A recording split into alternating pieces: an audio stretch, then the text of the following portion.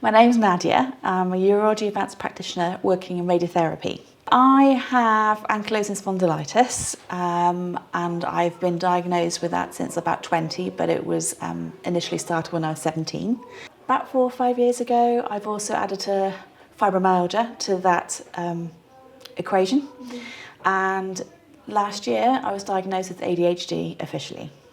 So again, I think it's quite a hard condition to understand. So the ankylosing spondylitis affects my my bones really, making my spine quite stiff, can reduce my movement, and in it causes lots of inflammation on the sort of tendons attaching to bone areas. Now, fatigue is one of those other areas that really struggles. I spent a lot of time these last 6-7 years learning how to manage that because that was being quite overwhelming. And as for the work aspect of things, one day is totally different to another. So you will find me with the wheat bag around my neck at times just to keep, joints there, or laid on the floor reading. It's not been unknown.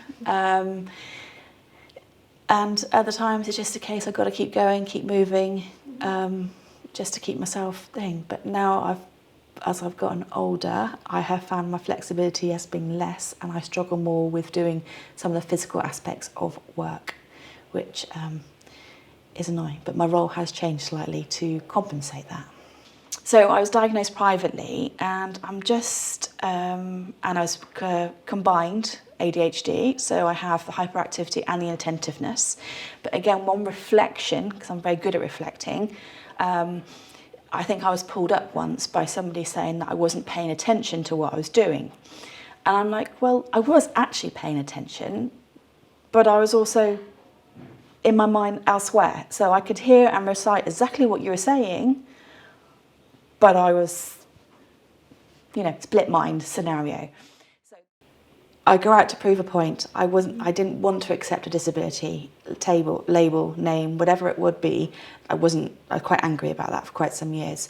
So I tried to disguise as much as I could. However, that led to multiple burnouts through coping with pain. And when I just couldn't tolerate patients, I knew I had to stop and regroup. For work purposes, they've been really good. If I've said to them, like an episode where I had a lot of issues with my feet and my Achilles, they turned around and said, okay, well, can we flex you to do this type of work, which is more sitting? And that was brilliant. It enabled me to keep working, which is what we want to do. But I think the hardest part is actually knowing what I need. And if I know what I need, then I can communicate it to somebody else. But I think most of my journey is not knowing that.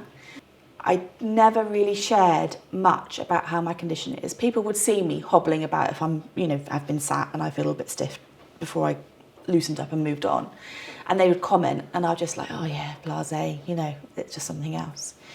But it wasn't until quite a few years ago I had a combination of medication along with severe fatigue that I didn't know how well I was going to stand up, that I really had to become more open about how I was feeling and how I was coping day to day. Because I'm a very fine person to say, yeah, fine. People ask the question, how are you feeling today? Do you really want to know? I think it's nice for them to approach the understanding and realising that I've had to share, I can do my work day, but actually my quality of life at home was poor.